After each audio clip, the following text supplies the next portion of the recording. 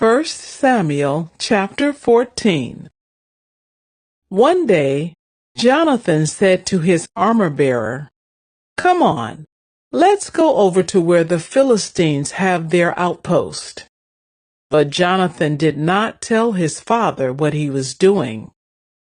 Meanwhile, Saul and his 600 men were camped on the outskirts of Gibeah around the pomegranate tree at Migron. Among Saul's men was Ahijah the priest, who was wearing the ephod, the priestly vest.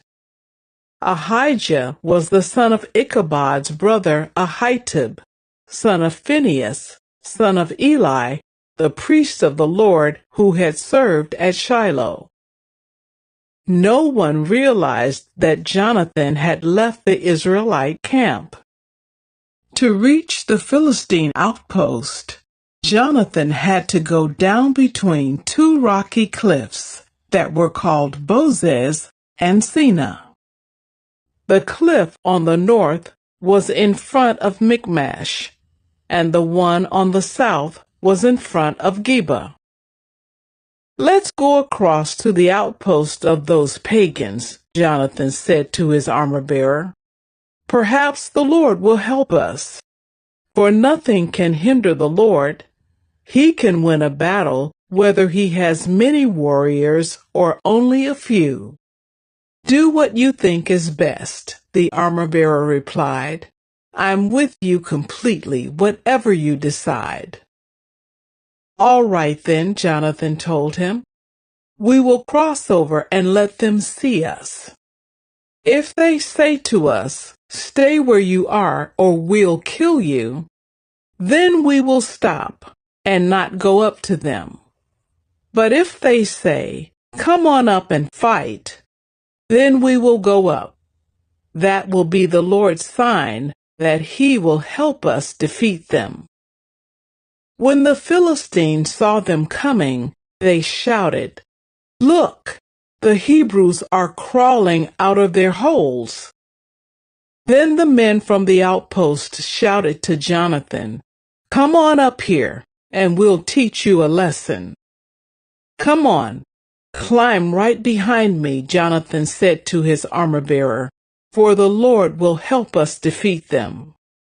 So they climbed up using both hands and feet, and the Philistines fell before Jonathan, and his armor-bearer killed those who came behind them. They killed some 20 men in all, and their bodies were scattered over about half an acre. Suddenly, panic broke out in the Philistine army, both in the camp and in the field, including even the outposts and raiding parties. And just then an earthquake struck, and everyone was terrified. Saul's lookouts in Gibeah of Benjamin saw a strange sight. The vast army of Philistines began to melt away in every direction. "Call the roll and find out who's missing," Saul ordered. And when they checked, they found that Jonathan and his armor-bearer were gone. Then Saul shouted to Ahijah, "Bring the ephod here," for at that time Ahijah was wearing the ephod in front of the Israelites. But while Saul was talking to the priest, the confusion in the Philistine camp grew louder and louder. So Saul said to the priest, "Never mind, let's get going." Then Saul and all his men rushed out to the battle and found the Philistines killing each other. There was terrible confusion everywhere. Even the Hebrews who had previously gone over to the Philistine army revolted and joined in with Saul, Jonathan, and the rest of the Israelites. Likewise, the men of Israel who were hiding in the hill country of Ephraim joined the chase when they saw the Philistines running away. So the Lord saved Israel that day, and the battle continued to rage even beyond Beth-aven. Now the men of Israel were pressed to exhaustion that day, because Saul had placed them under an oath, saying, "Let a curse fall on anyone who eats before evening, before I have full revenge on my enemies." So no one ate anything all day, even though they had all found honeycomb on the ground in the forest. They didn't dare touch the honey because they all feared the oath they had taken. But Jonathan had not heard his father's command, and he dipped the end of his stick into a piece of honeycomb and ate the honey. After he had eaten it, he felt refreshed. But one of the men saw him and said, "Your father made the army take a strict oath that anyone who eats food today will be cursed. That is why everyone is weary and faint." "My father has made trouble for us all," Jonathan exclaimed. "A command like that only hurts us.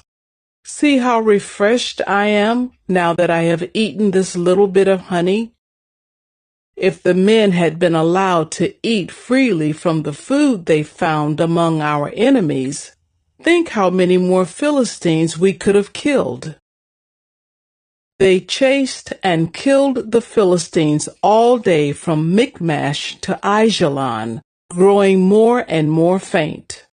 That evening, they rushed for the battle plunder and butchered the sheep, goats, cattle, and calves, but they ate them without draining the blood. Someone reported to Saul, "Look, the men are sinning against the Lord by eating meat that still has blood in it." "That is very wrong," Saul said. "Find a large stone and roll it over here. Then go out among the troops and tell them, 'Bring the cattle, sheep, and goats here to me.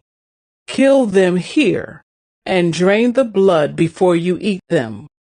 Do not sin against the Lord by eating meat with the blood still in it." So that night, all the troops brought their animals and slaughtered them there.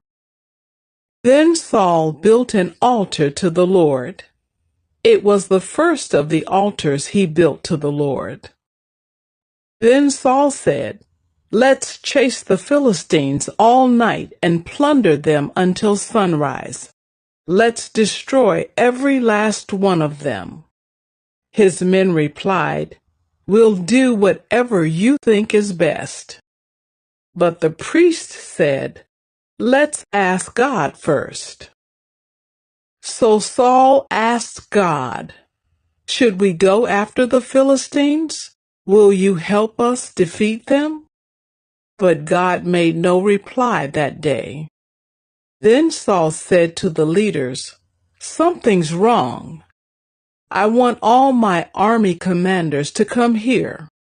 We must find out what sin was committed today. I vow by the name of the Lord who rescued Israel that the sinner will surely die, even if it is my own son Jonathan." But no one would tell him what the trouble was. Then Saul said, "Jonathan and I will stand over here, and all of you stand over there."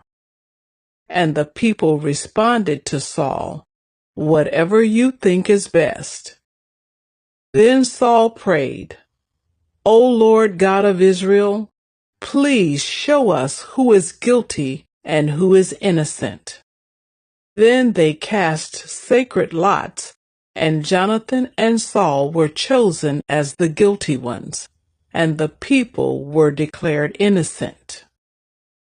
Then Saul said, "Now cast lots again, and choose between me and Jonathan." And Jonathan was shown to be the guilty one. "Tell me what you have done," Saul demanded of Jonathan.